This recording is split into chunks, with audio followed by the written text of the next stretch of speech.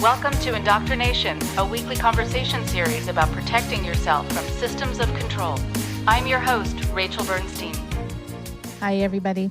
If you haven't already done so, please go to patreon.com/indoctrination to become a supporter of the show. You'll get cool merchandise and you'll get a weekly check-in, couple minutes of me chatting about a subject that I have not covered on a podcast episode. And that's my special gift to you for helping to sustain the show. Again, patreon.com/indoctrination. Thank you so much.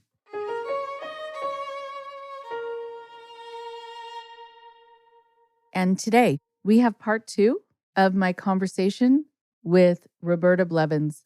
She is someone who has been doing a lot of publicity to get people to really see how harmful the whole world of multi-level marketing can be. She began educating and speaking out against multi-level marketing in 2017 after she was involved as a consultant for 3 different MLMs, one of which was LuLaRoe, which some of you have heard about. Since leaving MLMs, she has educated herself on the systemic structure of the business model and the psychological manipulation involved, the seedy underbelly and governmental ties, and also the history of multi-level marketing. She educates people daily on TikTok, so definitely check her out. And she podcasts in her free time, talking to the survivors and victims of these commercial cults, disguised, as she says, as the quickest route to the American dream. In the first part of our conversation, we talked about her first getting involved, and I talked about something called the sunk cost fallacy. Today, we're going to talk about what prompted her to leave and how she's doing ever since. Here's Roberta now.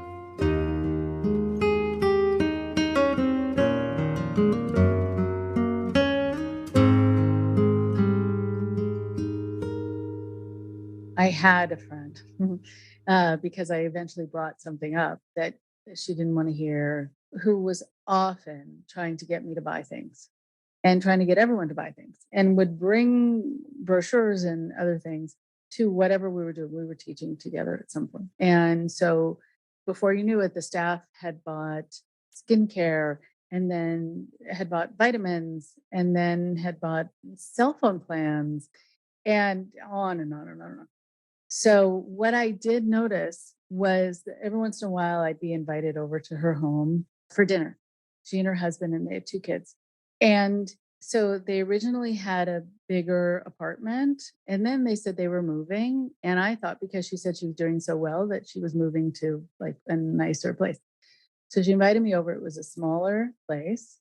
And then I thought, okay, well, this is interesting. And maybe they're downsizing for some other reason, because she was very convincing about how wonderful this had been for her in her life. And then the third time I went over, within about 2-year span, she invited me over for dinner. And then we all sat in the family room and ate dinner there. Instead of in the dining room, they had a dining room. And I thought, well, that's interesting, but I didn't say anything. And she actually said, oh, we've gotten more of a habit of eating in the family room. So I said, oh, fine, whatever, I don't care. But as I was walking to the door, I passed by what was their dining room, and their bed was in it. And I thought, okay. So I finally said to her, are you like remodeling? Is something happening? Their bedroom was now all of their shelving for all of their products. And they no longer had a bedroom because that was the largest room in the house. So they actually moved their bed into the dining room and had lost a place to eat. So now they're eating on card tables in the family room. And so you could just see their life becoming kind of more limited and their space becoming more limited, all while this promise right around the corner was going to be, these riches coming. And I finally had to say something. It was like these dual tracks. One was real, you could see it in real time, and one was this fantasy. And they just were getting farther and farther apart from each other. And then we lost the friendship over me saying something. which was too bad. Sounds like Amway.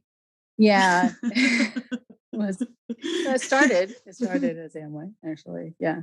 There's a term in MLM called garage qualified. And that basically means that your garage or your bedroom is full of all of the product that you yourself have bought to qualify for your ranks and your trips and your bonuses. Because a lot of times in MLM, because it's a pyramid scheme, buying what you need to do to hit your quota is oftentimes cheaper than the bonus that you will receive for doing that, right? So I remember in LuLaRoe, sometimes like you'd be like, oh, I need to buy 35 more pieces, and you'd have to buy a 33-piece minimum order. So as long as you were over 33 pieces and you had to place an order, it wasn't a big deal. But if you were only like 2 pieces off, you'd still have to purchase an entire 33-piece order to hit that, because there's no way to purchase under. I think it's different now, but this was back then when they were still technically operating as a pyramid scheme. So people would be like, well, a box of leggings will cost me, $500, and my bonus is $8,000. So yeah,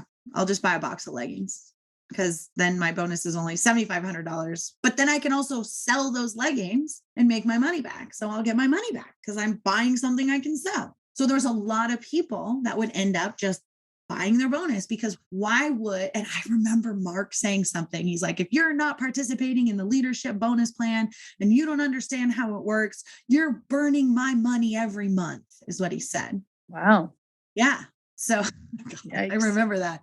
Wow. There's like just like a flash of that right now. Yeah. And basically, yeah, like if you're not part of this leadership bonus plan, and it essentially was you had to buy and then you'd get a bonus. Incredible. That's incredible. And you had also mentioned the term uplines. So I know there's a whole vocabulary that is connected. And so if you can do kind of a tutorial for people listening, just some of the terms that are specific to this kind of environment. So if people hear about that, it's sort of one of the other signs to look for. Like if someone's using this lingo, watch out. So go for it. Yeah, for sure. So the terms upline and downline are going to be the biggest red flags for you. That is basically your upline is the person that recruited you, and your downline is anybody that you recruit underneath you. Anything to the side of you, they're going to call like lateral. MLMs will have their own like nomenclature. Like we had Lula sisters and your Lula grandma and your Lula mom and your Lula baby. Ridiculous. And Synergents, they call things like Cinna this, Cinna that. So you're going to have all these different like vernaculars for all these different MLMs, but the ones that stay the same is definitely going to be like upline and downline. They will call their recruiting bonuses commission checks. So, you're never going to hear anything like, oh, that's a recruiting bonus. They're going to say, oh, that's a promotion, or that's your like your monthly bonus. That's your sales bonus. But there's a lot of double speak. It's very Orwellian in that way. There's a lot of like, we're saying this, but we really mean this. You're going to hear a lot of that double speak in the legitimization of this scam as a business, right? Because the ranks, the ranks don't matter. They're just recruiting ranks. When I'm talking about things, sometimes I'll use the word hun. That's not a specific MLM. That's more of an anti-MLM thing. But a hun is a slang term for anybody that sells an MLM, because they usually will start the conversation with, hey, hun.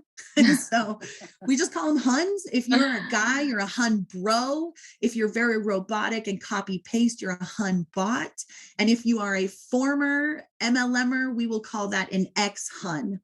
And so you can actually find these hashtags. And I use ex-hun a lot, especially when we do like funny stuff, just so people can find it. And they're like, it's my people. You understand my jokes. So there is so much dark comedy and catharsis in leaving these organizations and poking fun at the things and having these inside jokes. So we find a lot of dark comedy on the podcast as well.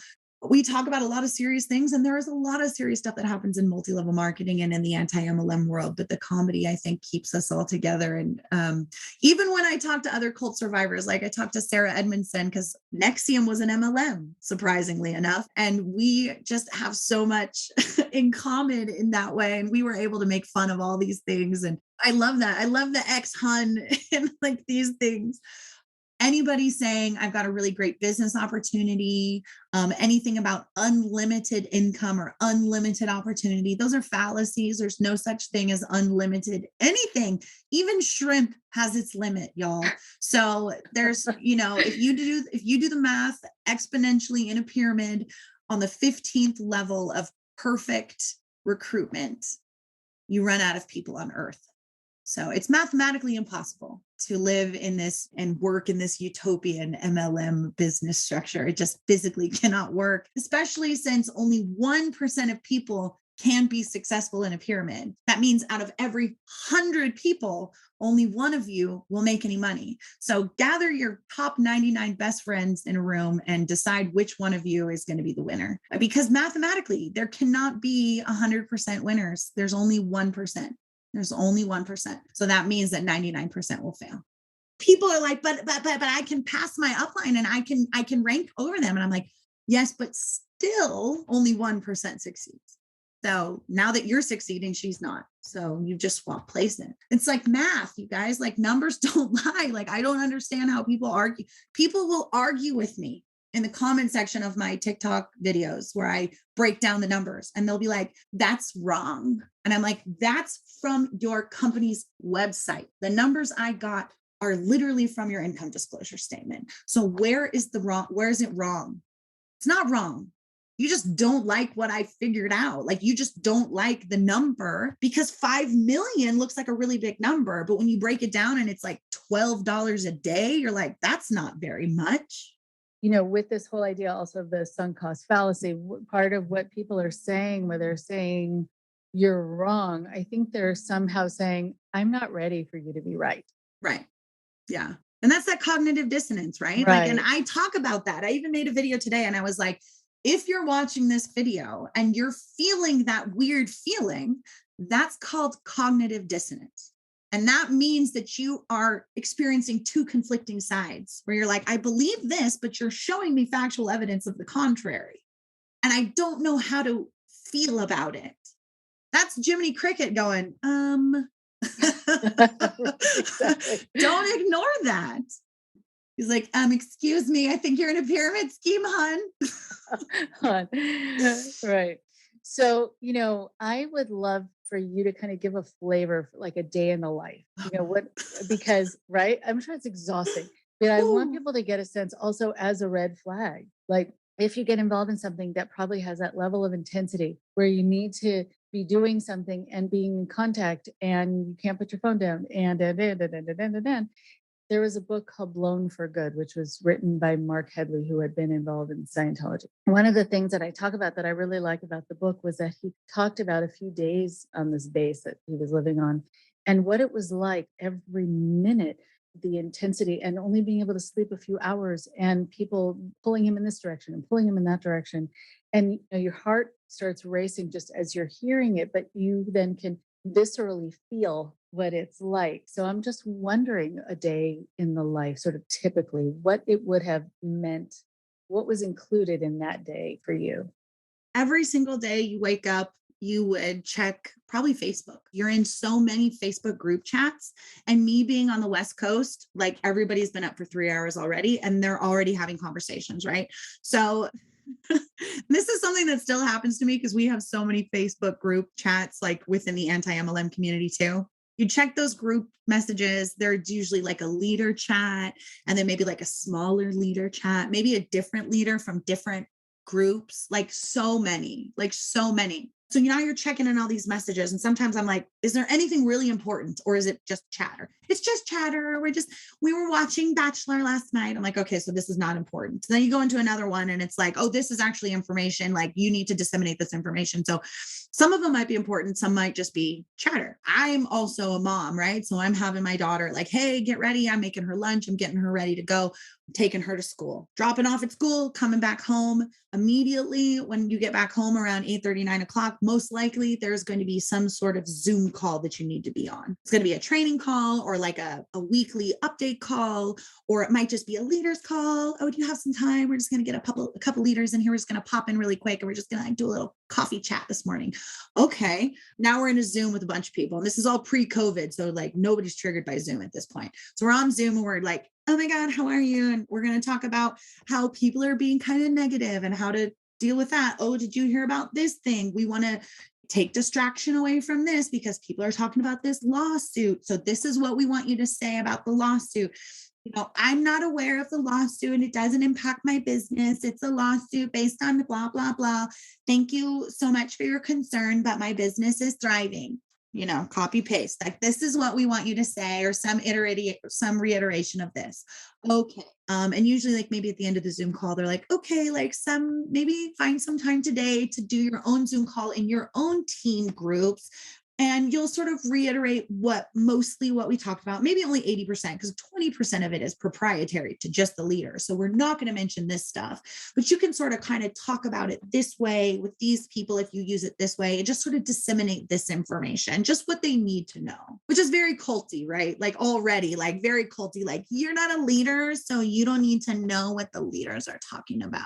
But if you work your business hard enough, babe, like, you could be a leader. And I think you're such a rock star that I think if we really wanted to hop on a call sometime this week, we could work something out where we could get you into the position where you could get into leadership. Like, it's that sort of like, you're like, okay. And you feel so much more important than you actually are, right? Because you think that you're a boss, babe. You think that you're this like girl boss with this fake feminism. Like, why can't we just say boss? Like, why do we have to add girl in front of things? Like, for me, that like makes it like, it's very infantile to be like, I'm a girl boss. I'm not ready for like real bossness yet. I'm just a girl boss. So like, that always sort of bothered me too. So You're right. I love the term fake feminism. it's so totally perfect. fake. It's so fake. And it's so rampant in MLM, this false femininity and feminism, and just put your lipstick on and your husband will let you do whatever you want. It's just ridiculous. It's just ridiculous. That's a thing, they say. Deanne told us that we should all get on our knees 5 minutes a day and please our husbands so that he'd let you buy whatever you want. Okay. The LuLaRoe Huns were like, Deanne meant praying. And I was like, no, she didn't. Praying.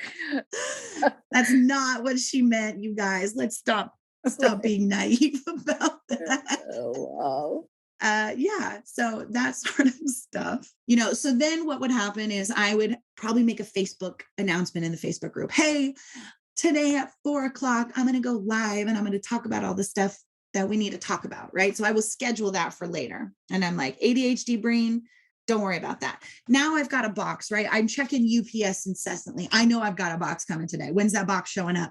Oh my God, the box is here. I pull the box inside. I rip into that box. I'm opening up that box. I've got all this new inventory. I'm like, I'm going to go live and I'm going to do a little sneak peek in my sales group. I'm going to pop on. I'm going to go, oh my God, I just want to wait till everybody gets in here. We're opening up this box live. This stuff's going to be in the sale on Thursday. Get excited. You've all seen it on Facebook. You've all been invited to one of these things. You all know what I'm talking about. Yeah. So, you're showing everybody the sneak peeks. Then what happens, and this is what happens on the backside, you're going to get about 50 people go, oh my God, I've been looking for those clowns for the last 6 weeks. Could you set them aside for me? What size are they? Are they my size? Can I have them? I'm such a loyal customer. If you could just set them aside for me because I spend so much money for you. My cat died today and I'm so sad. If I could just have those pants. And you're just like, wow, they're just pants, lady. They're just pants. No, I can't set them aside from you. No, I'm not going to show you what size they are. Everybody wants them. They're the one thing that I'm using to get people to show up, and you're not getting them, Peggy. You get so many of these messages. Wow. But that's intense. It's like being a drug dealer, though. I mean, yes, intense. Oh my God. It was so much like being a drug dealer. Not that I'm a drug dealer, but I would assume. Right. But I need this. I crave it. I have to. Tony Montana, like, I've got the leggings for you. You're like, okay, let's go. I mean, there was people joked, like, I think I joined a cult and I'm okay with it. And like, I remember posting that. I remember joking about it and being like, I think I joined a cult. Ha ha ha. Like, haha, foreshadowing, stupid. Like, I mean, I was just like, I can't believe it. Ha, then I'm going to make myself some lunch. Oh my God. Wait, this isn't even lunchtime yet. Yeah, we're around lunchtime now, right? So I'm opening up these boxes. I did my sneak peek. Now I've got to take these pictures out. I've got to count, make sure everything's there. I've got to make sure that if I have any duplicates of things, that I'm setting those aside. I'm opening up, and now I'm taking pictures of everything. And I got to get these done fast because I have an hour and a half, and then I got to go get my daughter from school. So I'm dressing the mannequin, taking a picture, doing them really quick, right? Getting that all done, go get my daughter from school, come back home. Now I'm uploading them into a folder because we're going to have a sale later. I promised everybody these were going to be in the sale, and I got to get them out because Peggy really wants those pants. I'm getting messages. What time is the sale? Is it at 5? Because I have to go pick up my daughter. Yes. Like it's incessantly bothering you all the time. It's not a regular job when you work at Target and you leave and you never have to deal with that. Excuse me. It's 24/7. 365 all the time. It's like if you were selling things on Facebook Marketplace all the time and you have to deal with those people all the time. Like that's what this is. And so, I'm making dinner, I'm getting ready. Now I've got to go live. Oh, I forgot I got to go live on my team page at 4. And I'm looking, hey, can you throw the lasagna in at 4:30 because it takes an hour and I'm going to be in the middle of this thing. And then I'm like texting, did you throw the lasagna in while I'm there? It was just so much. And I felt like I am doing it all. I'm so busy. I'm juggling all these balls and I'm still getting it all done. What a boss babe I am. How amazing I am. No wonder people want to join my team. Like I'm killing it all day, And it was just like, who is that person? I'm not that person. That is not who I am. And so like even seeing myself in some of those old like videos, because everything's still up. I leave it up because the humility keeps me humble. Check out what I did. Like, I don't know who that person is. And I use it as a teaching tool. I'm like, check out this cringe. Look what I did. It's okay if you're doing this right now, because look where I am right now. Like you can get out of this and you can change, by the end of the day, you've had your sale. And now what you're going to be doing is you're going to be putting your kids to bed and you're going to be spending the evening on the couch sending invoices while you pretend to watch television with your husband. Oh yeah. Can you go back? I missed that. No, you're not paying attention. We're not doing this. Like put the phone down, but I can't because so-and-so didn't get her invoice and I need to send the invoice because she has to pay, but this person can't pay till next Thursday when they get paid. So can I hold their order? Plus they're probably going to want to buy more stuff until then. So can I just combine all the shipping? It's wild, Rachel. It was wild. It was absolutely wild. And every day, I mean, not every day was that intense, but at least 2 or 3 of those things would happen every single day. That is like the most intense, and it's like going to the events is the same, where you're on this sleep deprivation schedule and everything is like planned out minute by minute. You're getting out of one thing, but it ran late. Oops. So now we're rushing to the hotel to change into our outfits for the night, to call the Uber, to get in the Uber, to make it to the place, to go to the thing. And we're 15 minutes late and we missed it. It was always like that. I remember feeling sick, like when I would get home from it and like have vacation sickness of like, I just need like 2 or 3 days to like recoup from those 2 or 3 days I just had. Right.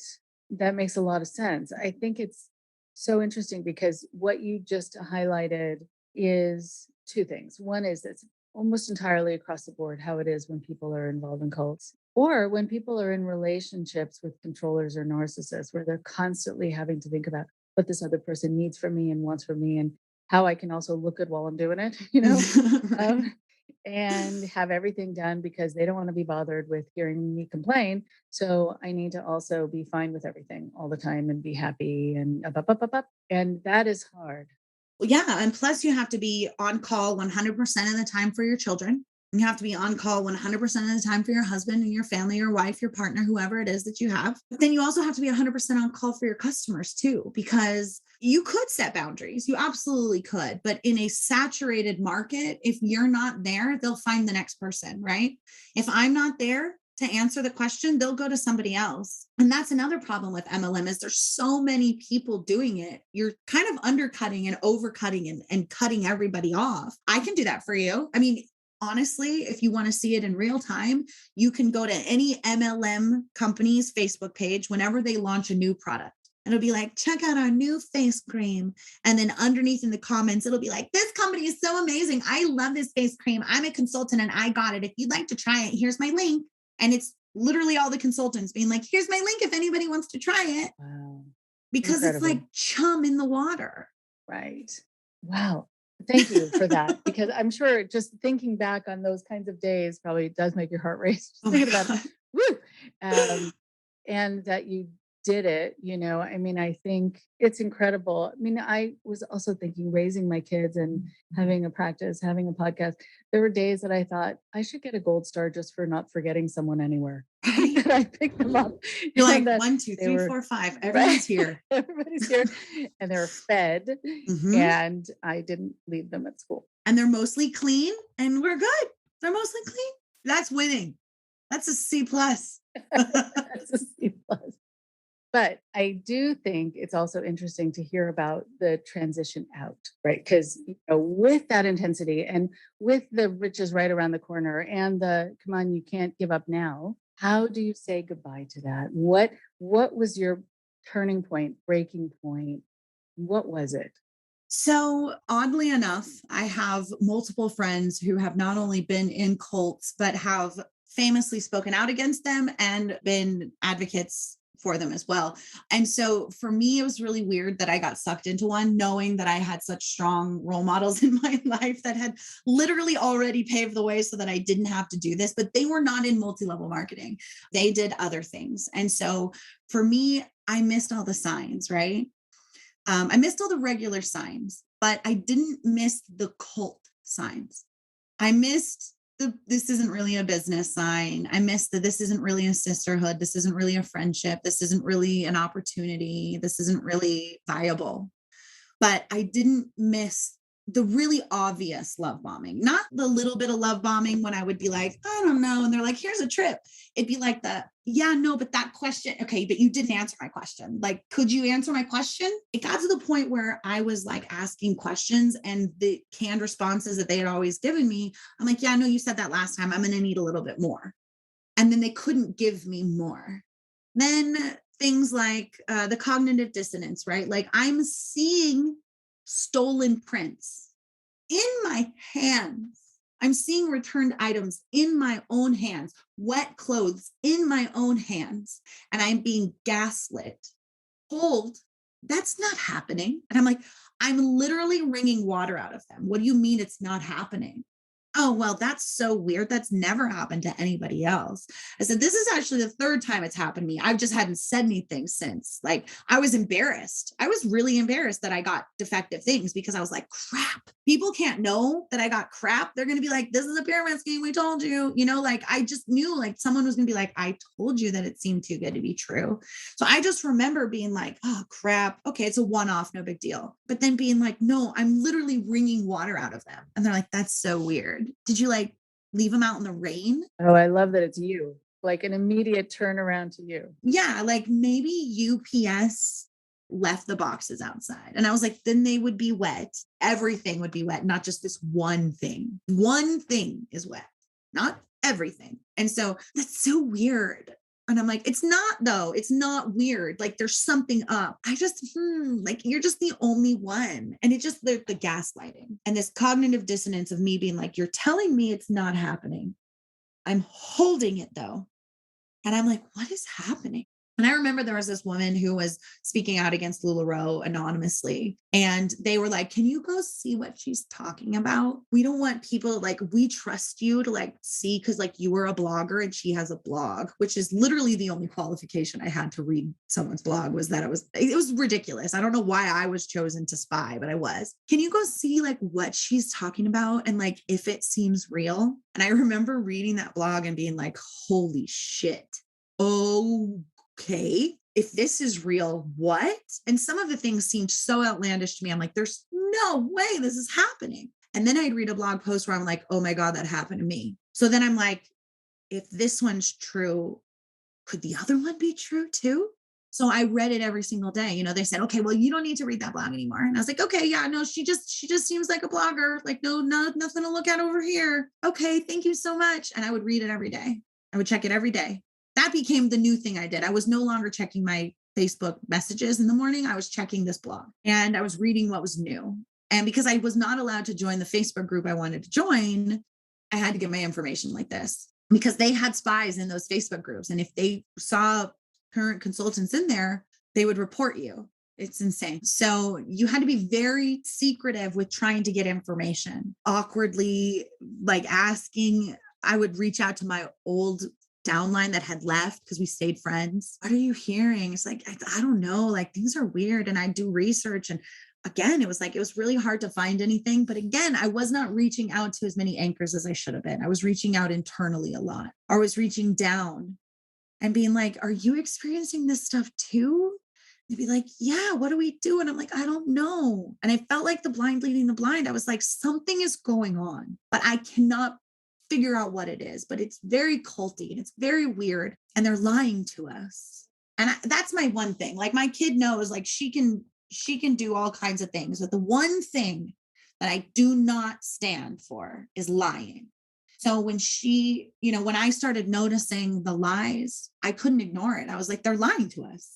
They're absolutely lying to us. I'm being gaslit. I decided like I needed to get away from LuLaRoe. I couldn't do this anymore. I needed a break. I needed to clear my head. And I think I took like a week off. I just was like, I'm just going to take like a little mental health break, and I watched Leah Remini's show and I burst into tears and I was like, oh my God, I'm in a cult. I knew it. It was like a reunion episode with Leah and Mike and everybody was there sitting on the couch. And they were all telling stories of things that had happened to them. And I had a LuLaRoe example for every story they told. I was like, no, that happened to me at LuLaRoe too. Not as severe, but this. And I had an example. And it was like my first experience with like a bite model style checklist of like, that's happened to me too. Me, huh? Yeah. Yep. Uh-huh. Mm-hmm. And it was wild, right? So then I was like, oh my God, am I in a cult?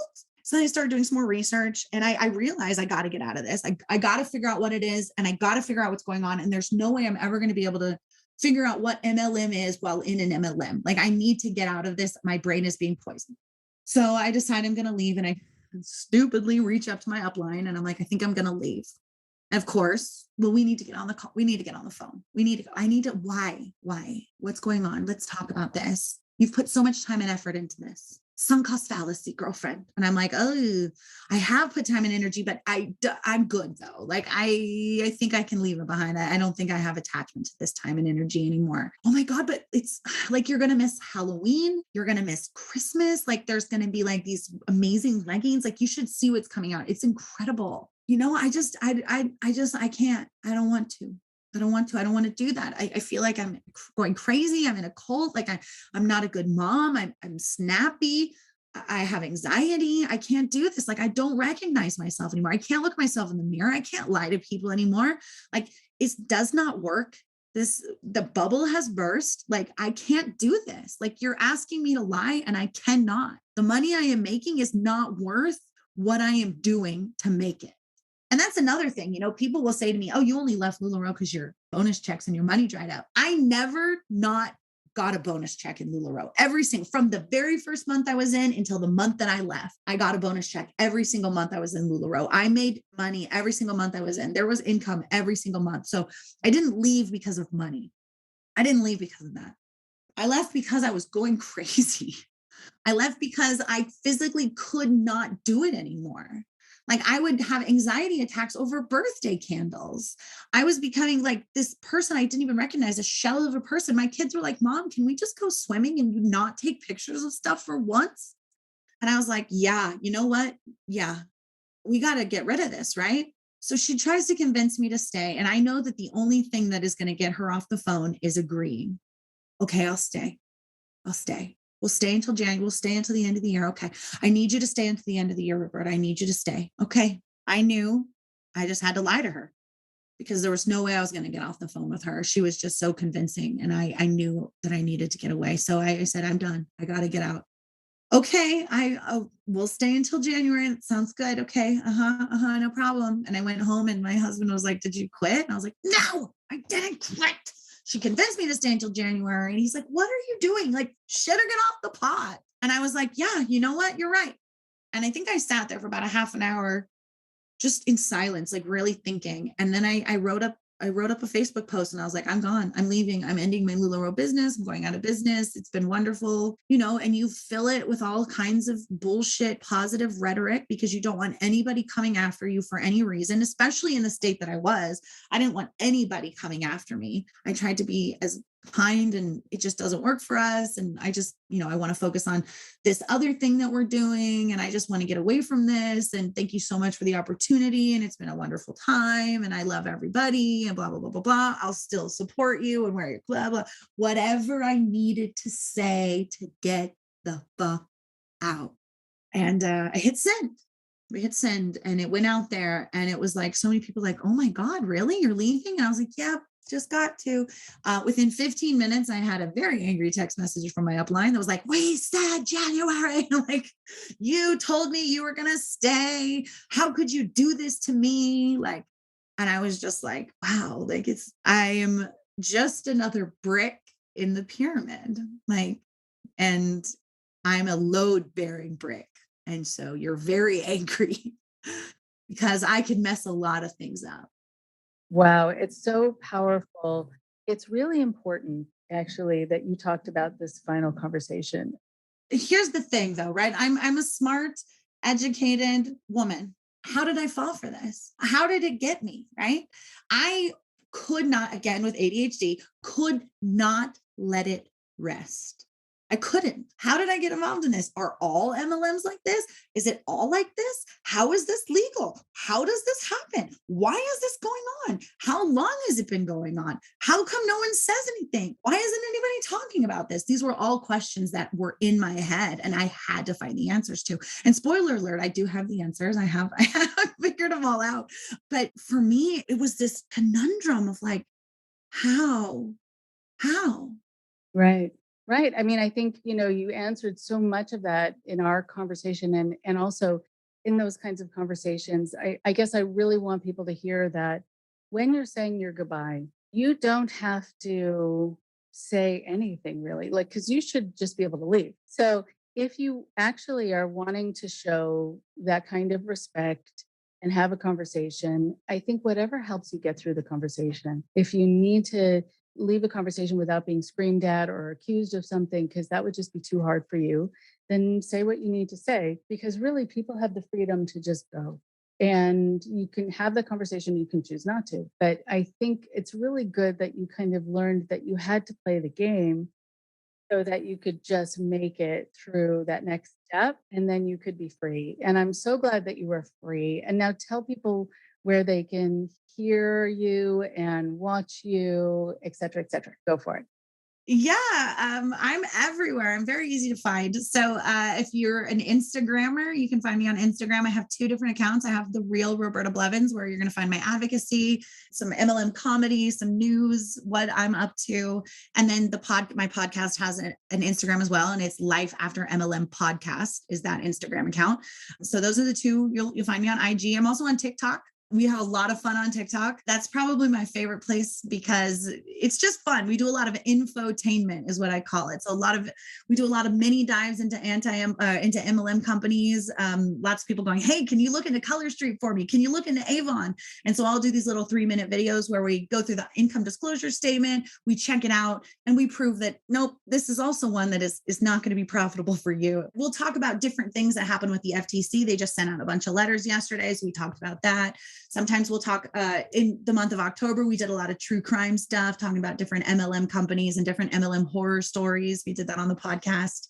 That was really fun too. So, it's the podcast. I'm on the Solid Listen Network. You can find me anywhere you listen to podcasts. I think I'm on all of the podcasting apps. Life After MLM. It's got a pyramid with a Band-Aid on it. You'll see it and you'll go, oh, okay, I know exactly that one. That's that. Me. And yeah, I'm really easy to find. So my TikTok is Berta Like Whoa. My Twitter is also Berta Like Whoa. So WHOA is how you spell that. If you want to learn about MLMs and you want to learn about it in a compassionate, funny, welcoming, safe place, I welcome ex-Huns. I welcome current Huns. I welcome people that are fascinated by it and have absolutely no idea. I welcome people that are like, my mom sold Avon. What? I want to learn more. I've never met anybody that hasn't been touched by MLM, whether you joined one, whether someone you love joined one, whether you got sucked into buying something you didn't need. Oh, it's so good. It's so good. You're so well informed and also looking at it legally. It's all really good. So thank you. Thank you so much for everything. Thank you so much, Rachel. If you ever need anything or have any questions about pyramid schemes, hit me up. I will remember that. Thank you. Really. Okay. Have a good one. Bye. Okay. Bye-bye.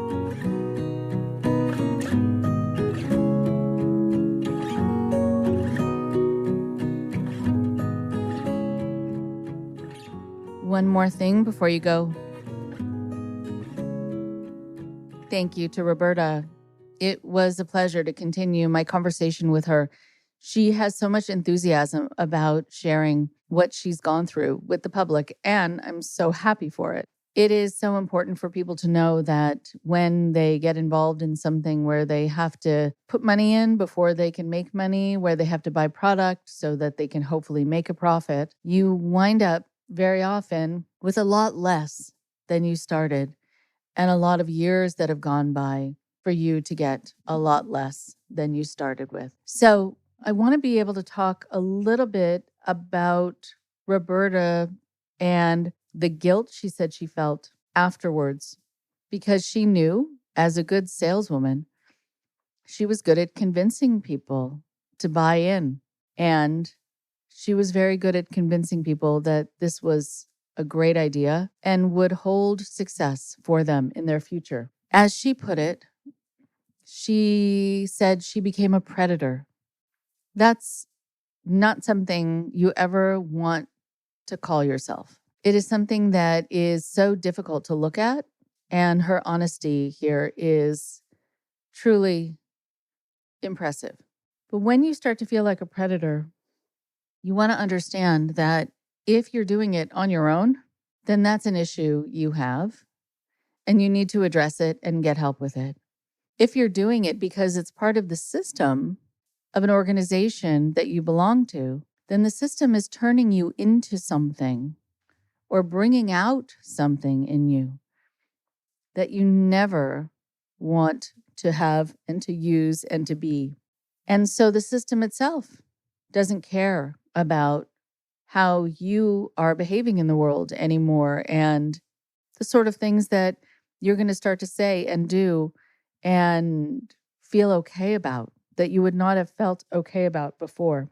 What happens, though, when you are engaging in behaviors that you know are wrong, you might not be aware, but subconsciously you'd be aware. You can start to have certain feelings. And I know from talking to some of my clients that they started to have certain feelings where they suddenly didn't feel deserving of happiness, and they felt a certain sadness. They felt like it would be okay if they lost everything because they didn't deserve to have good things anymore. Some people also started to have nightmares, the ones who were very good at recruiting new members into groups that they had started to have doubts about, but that they couldn't admit it yet, or they weren't willing to look at it yet, or it was still so important to be loved and to be respected by the people in the organization that they were still willing to do a lot of things against their conscience just to stay in favor with the people in charge. When the things that you are doing are making you feel bad about yourself, but they are lauded and praised and rewarded and seen as positives and achievements in the group that you're in, you want to see that as something emblematic of the lack of health and emotional safety in a group that will raise you up kind of the food chain in that group.